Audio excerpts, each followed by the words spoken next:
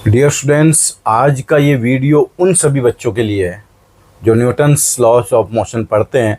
उनको free board diagram वगैरह बनाने में कोई प्रॉब्लम नहीं आती है, लेकिन फ्री बोर्ड डायग्राम बनाने के बाद अब क्वेश्चन को आगे कैसे अप्रोच करें, अब इसकी इक्वेशन ऑफ मोशन कैसे बनाएं, उनको सॉल्व कैसे किया जाए, वहाँ जाकर मामला अटक जाता है। तो वो सभी स्टूडेंट्स आज का वीडियो बहुत ध्यान से देखें। इस वीडियो में आपको ये पता चलेगा कि आपने फोर्स आइडेंटिफाई कर लिए हैं कि फोर्स किस तरफ लग रहे हैं, आपने ये भी आइडेंटिफाई कर लिया कि इसका एक्सलेशन किधर होगा, लेकिन अब इक्वेशन कैसे बनाएं, फोर्स को रिजॉल्व करें या एक्सलेशन को रिजॉल्व करें, फोर्स को एक्सलेशन के डायरेक्शन में रिजॉल्व करें या एक्सलेशन को फोर्स के डायरेक्शन में रिजॉल्व करें, कौन सा मेथड बेटर होगा, किस तरीके से वो ईजिली सॉल्व हो पाएगा, यही आज इस वीडियो में मैंने बताया है। ये आपकी मैकेनिक्स की बैकबोन है। अगर ये चीज़ आपने अभी पकड़ ली कि कैसे कंपोनेंट करने हैं, किस डायरेक्शन में करने हैं, तो आगे की पूरी मैकेनिक्स, इनफैक्ट अगर मैं कहूँ तो पूरी फिजिक्स आपके लिए इजी हो जाएगी, क्योंकि मैकेनिक्स हमारे फिजिक्स का बैकबोन है जो हमें सोचना सिखाता है। और एक बार आप सोचना सीख गए तो फिर आपके लिए स्काई इज द लिमिट है फिजिक्स में। फिर आप कुछ भी कर सकते हैं, कोई भी नई सिचुएशन को भी आप सोच सकते हैं। अदरवाइज फिर आप उसी लेवल पर रह जाएंगे कि जैसे क्वेश्चन आपने किए हैं वैसा तो आप एग्जाम में कर लेते हो, कोई नई सिचुएशन आ गई तो आप नहीं कर पाते हो। उसी के लिए मैंने कोशिश की है। आप इस वीडियो को देखिएगा, आपको अच्छा लगे तो अपने फ्रेंड्स के साथ शेयर कीजिए और चैनल को सब्सक्राइब जरूर कीजिएगा। वीडियो को लाइक भी कर दीजिए। आप वीडियो देखते हैं, एक लाइक भी कर दिया कीजिए, मुझे अच्छा लगता है आपके ये लाइक्स, रिव्यूज़, सब्सक्राइब करना। This is my motivation. और आपका भी जो ऐसा कन्फ्यूजन हो कि इस पर्टिकुलर टॉपिक में मुझे बार बार कन्फ्यूजन होता है, वो आप डेफिनेटली कमेंट सेक्शन में बताइएगा। I will try to make a video on this. Time बहुत कम मिल पाता है, इसलिए मेरा जो वीडियो है वो ऑल्टरनेट डेज पर आ पाता है। इन कमिंग फ्यूचर में मैं कोशिश करूँगा डेली ही कोई अच्छा वीडियो आपको मिल जाए। Okay, so please watch this video. Application of Newton second law सीखना है। Application of Newton's law of motion. वहाँ पर मैक्सिमम कन्फ्यूजन यही होता है कि भाई किस फोर्स के कंपोनेंट किए जाएं, किस डायरेक्शन में किए जाएं। तो आपको हमेशा एक चीज़ याद रखनी है, अगर किसी भी क्वेश्चन में आपने ऑब्जेक्ट का मोशन ऑब्जर्व कर लिया है कि ये ऑब्जेक्ट किस तरफ चल रहा है, फोर्सेस को उसी डायरेक्शन में ब्रेक करना है। जैसे एक सिंपल एग्जांपल पहले मैं आपको बताऊं, ये एक इंक्लाइंड प्लेन है।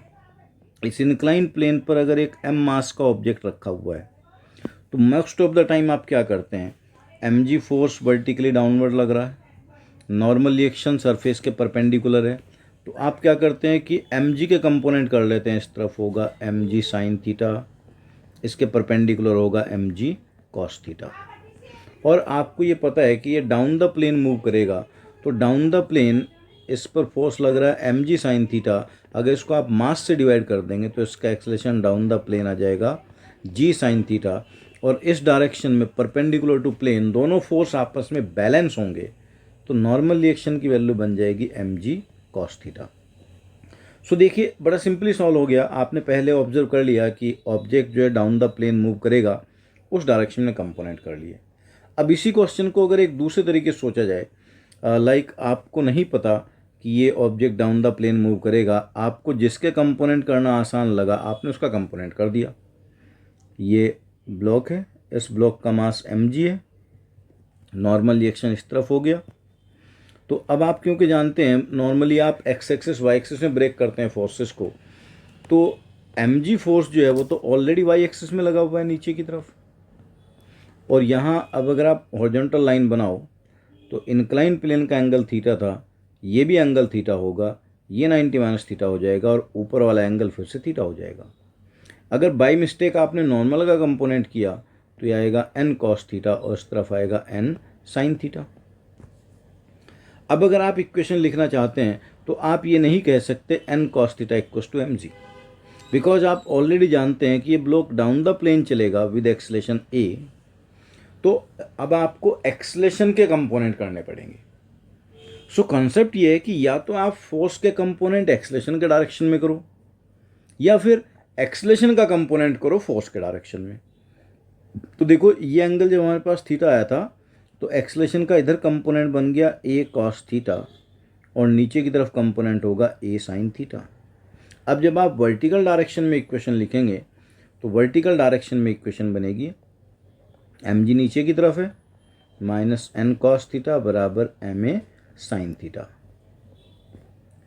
और एक्सेलेरेशन की वैल्यू आपको ऑलरेडी पता है, पहले आप सॉल्व कर चुके थे, g sin थीटा है। ये एक्सेलेरेशन की वैल्यू में अगर मैं यहाँ पुट कर देता हूँ तो एक्सेलेरेशन हमारे पास आया था a = g sin theta. Acceleration की वैल्यू में पुट करूँगा तो ये बनेगा mg minus n cos theta = mg sin square theta.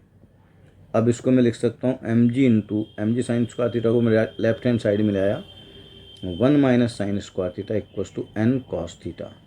तो 1 minus sign square theta cos square theta होगा, एक cos थीटा कैंसिल हो जाएगा, तो नॉर्मल रिएक्शन की वैल्यू अगेन वही आ जाएगी mg cos theta. But question में आप ये देखिए कि पहले वाले पार्ट में आपने कंपोनेंट किए थे mg cos theta mg sin theta, वहाँ से कितना ईजिली सॉल्व हुआ था, और सेकंड पार्ट में आपने नॉर्मल रिएक्शन के कंपोनेंट कर दिए x एक्सिस y एक्सिस में, तो क्वेश्चन वहाँ से भी सॉल्व हो जाएगा। बट फिर आपको एक्सेलेरेशन के कंपोनेंट फोर्स की तरफ कराने पड़ेंगे।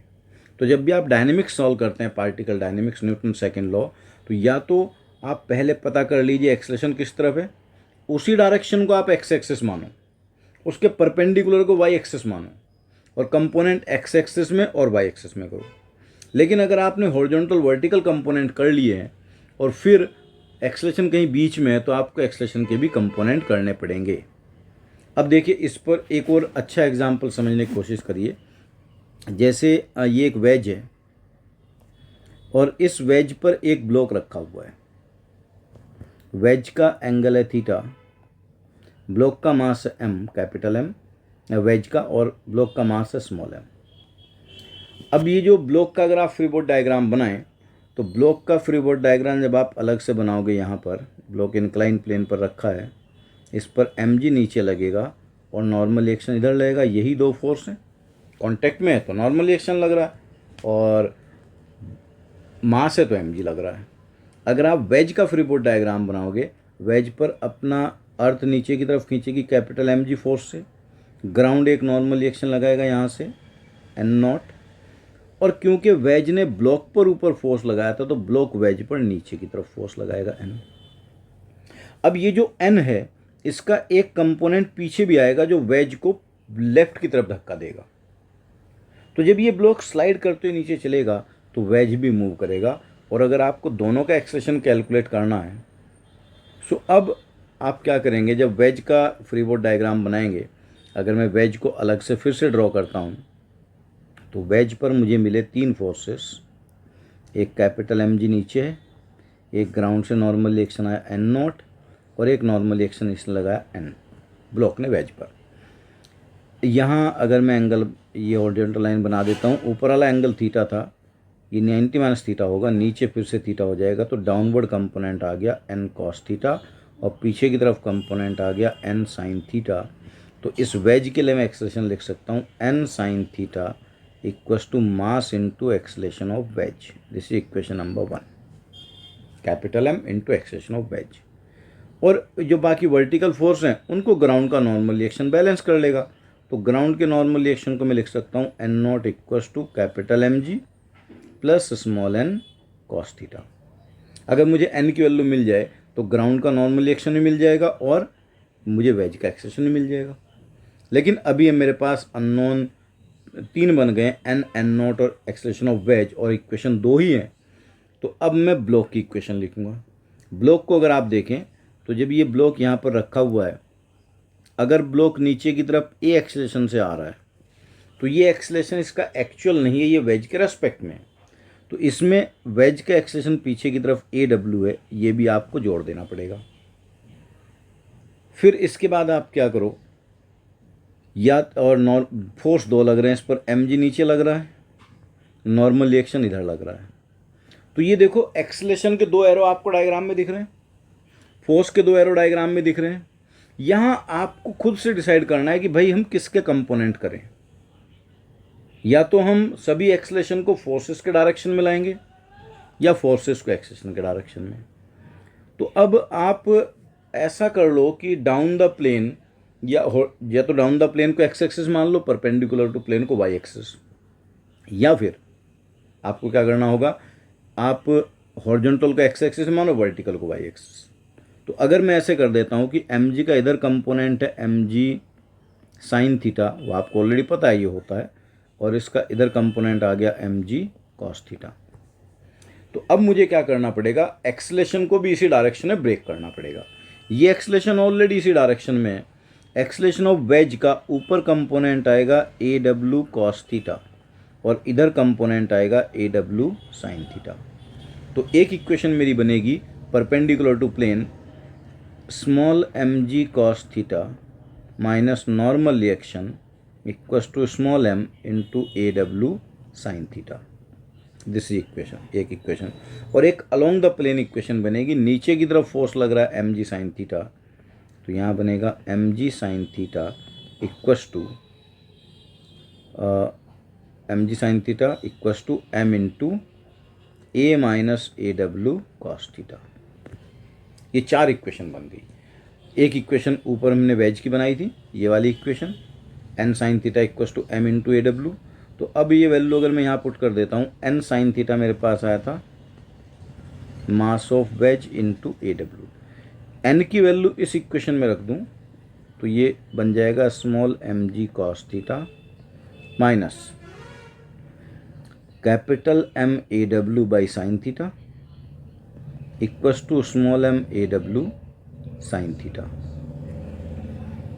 सो फिर आप देखिए ए डब्ल्यू वाले टर्म एक तरफ कर लीजिए, तो इक्वेशन बनेगी small M G cos theta equals to A W common आ गया capital M by sine theta plus small M into sine theta.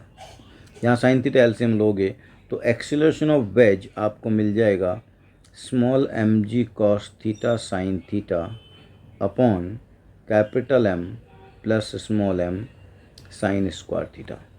जैसे ही एक्सेलरेशन ऑफ वेज आ गया, एक्सेलरेशन ऑफ वेज की वैल्यू आप वापस यहाँ पुट कर दो, नॉर्मल रिएक्शन आ गया, और एक्सेलरेशन ऑफ वेज की वैल्यू सेकंड वाले इक्वेशन में रख दो तो एक्सेलरेशन ऑफ ब्लॉक आ गया विद रिस्पेक्ट टू वेज। सो कोई भी क्वेश्चन हो, कितना भी मुश्किल हो, आप इजीली सॉल्व कर सकते हैं। आपको ये ध्यान रखना है, जो यहाँ कॉन्सेप्ट इस क्वेश्चन में लगाया गया है, इस पॉइंट पर ध्यान देना है बेसिकली, कि जब फोर्सेस और एक्सेलरेशन अलग अलग डायरेक्शन में हों तो या तो आप फोर्स के कंपोनेंट कर लो, पहले एक डायरेक्शन चूज कर लो, फिर एक्सेलरेशन को भी उधर ही लाओ, या फिर आप एक्सेलरेशन के डायरेक्शन में फोर्स के कंपोनेंट करो या फोर्स के डायरेक्शन में एक्सेलरेशन के कंपोनेंट करो। आई होप कि आपको ये दोनों क्वेश्चन समझ में आए होंगे, और इनके बेसिस पर आप न्यूटन्स लॉ के वो क्वेश्चन दोबारा ट्राई कीजिए जहाँ पर आप लोगों को कन्फ्यूजन होता है, और अगर उसके बाद भी डाउट बचता है तो आप कमेंट सेक्शन में बताइएगा, उस पर भी मैं वीडियो बनाऊंगा और थोड़ा अच्छे इलस्ट्रेशन लेकर, कॉम्प्लिकेटेड इलस्ट्रेशन लेकर, so that you will be able to understand it in better way. Okay, thank you.